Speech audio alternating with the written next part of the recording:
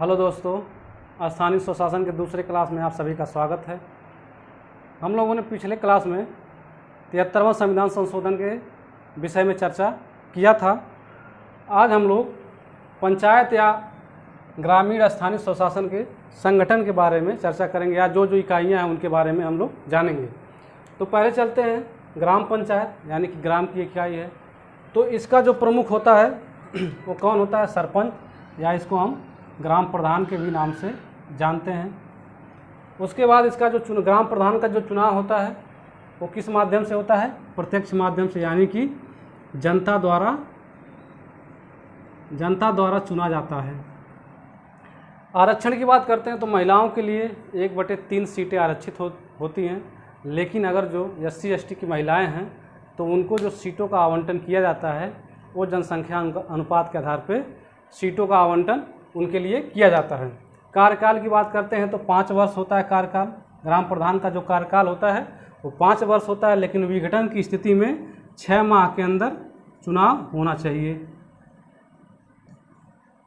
अब विषय की बात करते हैं तो जैसे कि 73वां संविधान संशोधन में आप लोगों को बताया गया है कि एक नई अनुसूची, ग्रामीण अनुसूची जोड़ी गई थी जिसमें 29 विषयों का प्रावधान था। तो ग्राम पंचायत उन्हीं 29 विषयों पर काम करेगी। उसके बाद अब आते हैं स्थानीय स्वशासन की जो सबसे छोटी इकाई होती है वो ग्राम होती है। और एक ग्राम पंचायत के गठन के लिए कम से कम 1000 जनसंख्या होनी चाहिए। जैसे मान लीजिए कोई गांव है, अगर जो इस गांव की जनसंख्या 1000 नहीं है, 500 है, तो यहाँ पे हम जो है ग्राम पंचायत का गठन नहीं कर सकते हैं। फिर क्या? फिर दूसरा जो गांव है, मान लीजिए दूसरे गांव के पास हमको जाना पड़ेगा जनसंख्या लाने के लिए। फिर मान लीजिए यहाँ पे जो गांव है, दूसरा जो गांव है, यहाँ की जनसंख्या 500 है, तो इन दोनों गांव को मिला करके हम क्या करेंगे? एक ग्राम पंचायत का निर्माण करेंगे। अब एक ग्राम पंचायत का निर्माण करेंगे, उसके बाद बात आती है कि अगर जो किसी गाँव की जनसंख्या 1000 है तो वहाँ पे जो सदस्य होंगे 9 सदस्य होंगे।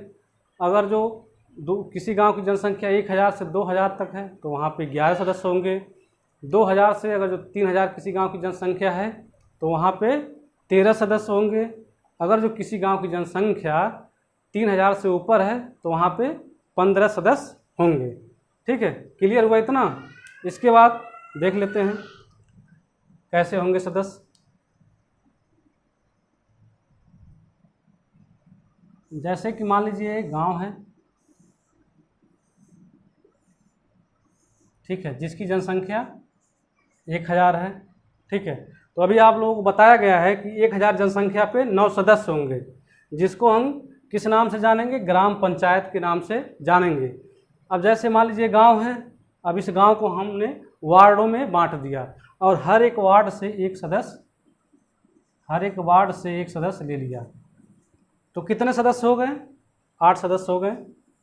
यानी कि ये जो वार्ड है, यहाँ से एक सदस्य चुन लिया गया, इस वार्ड से एक सदस्य चुन लिया गया, इस वार्ड से एक सदस्य, इस वार्ड से एक सदस्य, इस वार्ड से एक सदस्य, और इस वार्ड से एक सदस्य, और इस वार्ड से एक सदस्य। तो कितने सदस्य हो गए?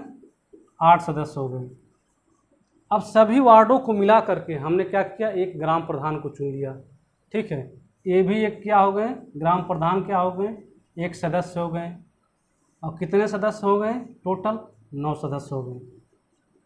जैसा कि अभी बताया गया है कि 1000 जनसंख्या पे अगर जो किसी गांव की जनसंख्या 1000 है तो कितने सदस्य होंगे? 9 सदस्य, जिसमें से एक ग्राम प्रधान होगा, वो भी एक सदस्य ही है, और 8 अन्य सदस्य होंगे जिनको हम किस नाम से जानेंगे?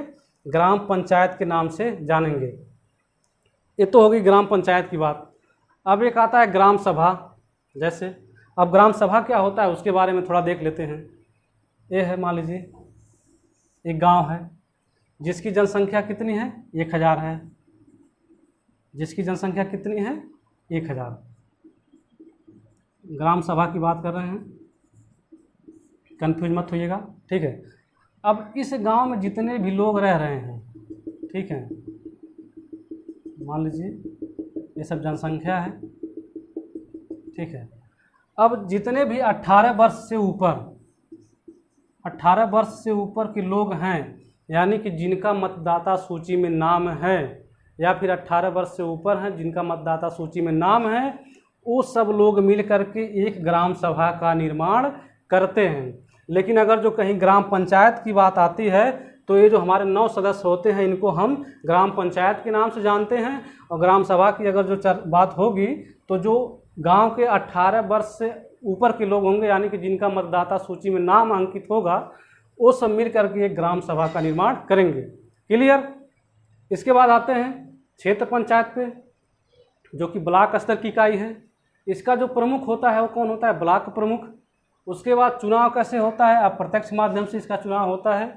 आरक्षण की बात करें तो वही बात है, 1/3 सीटें महिलाओं के लिए आरक्षित होंगी। उसके बाद जो SC ST की महिलाएं होंगी उनको जनसंख्या अनुपात पे सीटें आवंटित की जाएंगी।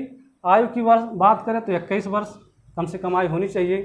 कार्यकाल 5 वर्ष, लेकिन विघटन की स्थिति में 6 माह के अंदर चुनाव कराया जाना चाहिए।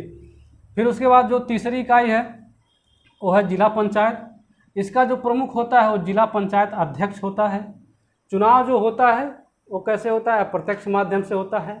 आरक्षण की बात करें महिलाओं के लिए तो 1/3 सीटें आरक्षित होती हैं महिलाओं के लिए, लेकिन अगर जो SC ST की महिलाएं हैं तो उनको जो सीटें आवंटित होंगी उनके जनसंख्या अनुपात के आधार पर दी जाएंगी।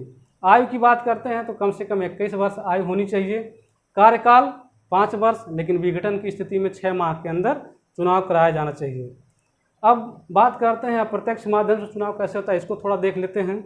जैसे गांव में आप सभी लोग जानते होंगे कि एक BDC का चुनाव होता है। इसका चुनाव होता है, ग्राम प्रधान के साथ साथ BDC का भी चुनाव होता है। और एक ब्लॉक में कम से कम जो भी गांव आते होंगे, जैसे मान लीजिए 100 गांव आ रहे हैं या 50 गांव आ रहे हैं इस ब्लॉक के अंदर, ठीक है। तो जो BDC सदस्य होते हैं वो किसको चुनते हैं?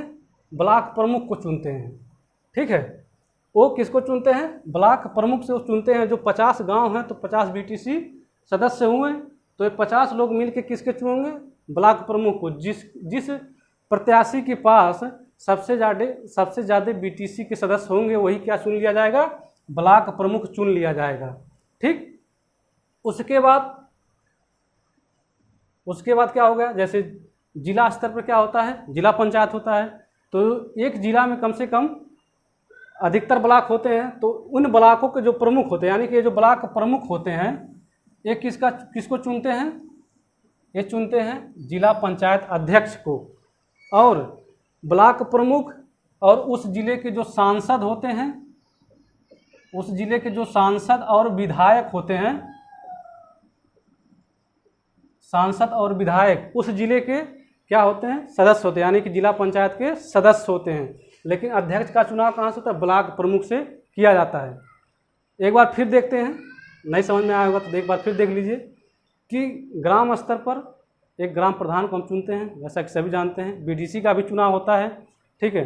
तो अब ब्लॉक प्रमुख के चुनाव में कौन भाग लेता है? ये जो BDC के सदस्य होते हैं यही भाग लेते हैं, ठीक है। जिस सदस्य के पास या जिस प्रत्याशी के पास BDC के सदस्यों की संख्या ज़्यादा होती है उन्हीं को क्या चुन लिया जाता है? ब्लॉक प्रमुख है।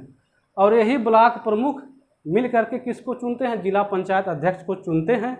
और जैसे ब्लॉक प्रमुख हो गया, जो कि क्योंकि जिला पंचायत अध्यक्ष को चुन रहा है तो जाहिर सी बात है जिला पंचायत का सदस्य होगा।